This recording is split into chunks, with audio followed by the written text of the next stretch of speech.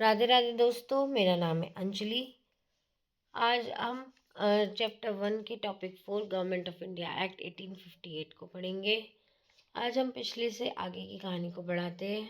आज हम देखने वाले एक ऐसा एक्ट जिससे हम इंडिया के गवर्नेंस स्ट्रक्चर को फंडामेंटली चेंज कर दिया। अब हम इसका इंट्रो से एक कहानी को शुरू करते हैं। 1857 के रिवॉल्ट एक ब्रिटिश एडमिनिस्ट्रेशन के लिए एक शौक था।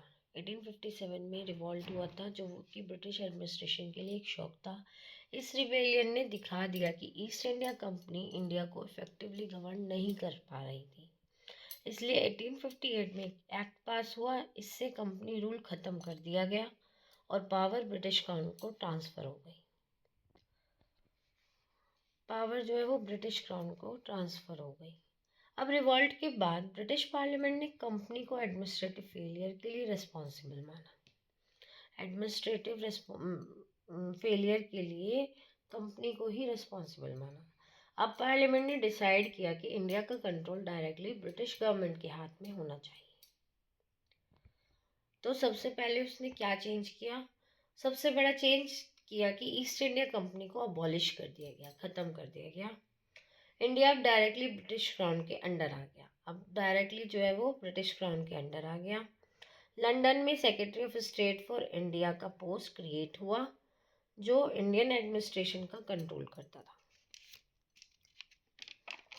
सेक्रेटरी ऑफ स्टेट को एक काउंसिल ऑफ इंडिया असिस्ट करती थी और गवर्नर जनरल का टाइटल बदल दिया गया, वाइसरॉय कर दिया, जो ब्रिटिश क्राउन को डायरेक्ट रिप्रेजेंटेटिव था।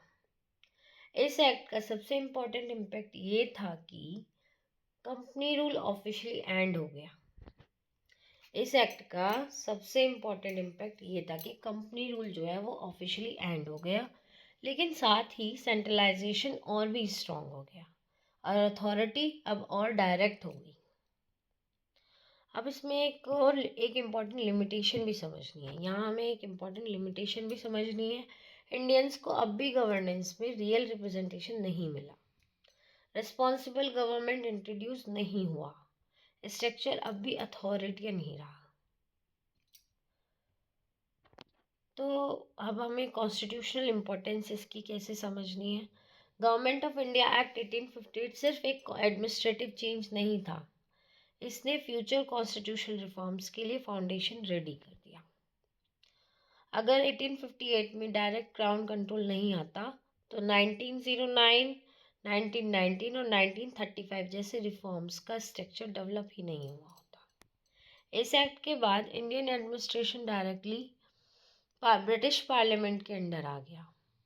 मतलब इंडियंस का गवर्नेंस के लिए पार्लियामेंट फॉर्मली रिस्पॉन्सिबल हो गया। मतलब इंडिया को गवर्नेंस करने के लिए पार्लियामेंट ही फॉर्मली रिस्पॉन्सिबल हो गया और इस प्रोसेस ने एक स्ट्रॉन्ग सेंट्रल अथॉरिटी का आइडिया और भी सॉलिड कर दिया। जब पावर एक सेंट्रल पॉइंट से कंट्रोल हो रही थी, जहां पावर इस पॉइंट प्रोसेस ने एक स्ट्रॉन्ग सेंट्रल अथॉरिटी का आइडिया और सॉलिड कर दिया, जहां की पावर एक सेंट्रल पॉइंट से कंट्रोल हो रही थी। इस तरह 1858 का एक्ट एक ब्रिज था कंपनी रूल और मॉडर्न कॉन्स्टिट्यूशन रिफॉर्म के बीच। यही ग्रेजुअल एवोल्यूशन बाद में इंडियन कॉन्स्टिट्यूशन की फॉर्म में मैच्योर हुआ।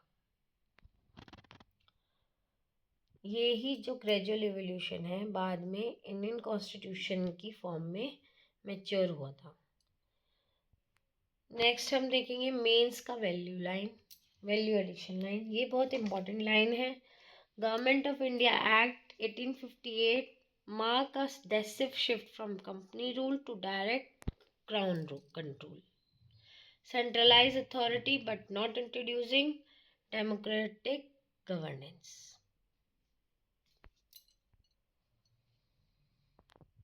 कंक्लूजन आता है हमारा। इसीलिए गवर्नमेंट ऑफ इंडिया एक्ट 1858 को हम कॉन्स्टिट्यूशनल इवोल्यूशन का टर्निंग पॉइंट कहते हैं, लेकिन इससे डेमोक्रेटिक रिफॉर्म नहीं कहा जा सकता। इसे जो है वो डेमोक्रेटिक रिफॉर्म्स नहीं कहा जा सकता। अब हम देखेंगे कृष्णा टच। हिस्ट्री हमें एक इम्पॉर्टेंट लेसन देती है।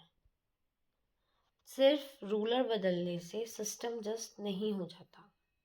1858 में कंपनी गई, क्राउन आ गया, लेकिन इंडियंस को पावर नहीं मिली। इंडियंस को तो कोई पावर नहीं मिली। ट्रू गवर्नेंस तब होती जब अथॉरिटी अकाउंटेबल हो और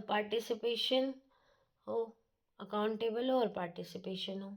इसी प्रिंसिपल को बाद में इंडियन कॉन्स्टिट्यूशन ने स्ट्रेंथन किया था। अब हम देखेंगे यहाँ प्रीलिम्स की कुछ quick facts. Government of India act 1858 and in company rule, created secretary of state for India, governor general become viceroy. ये हो गए हमारे प्रीलिम्स के क्विक फैक्ट्स।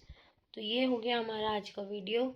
आज इसमें हमने पूरा मेंस रेडी फॉर्मेट में कंप्लीट किया है ये एक्ट को, और प्रीलिम्स के हमने फैक्ट्स दे दिए हैं। आगे आपको अगर इसमें कोई भी क्वेरी आती है आप मुझे कमेंट कर सकते हैं। राधे राधे दोस्तों, थैंक यू मुझे इतना समय देने के लिए। राधे राधे, जय श्री कृष्ण।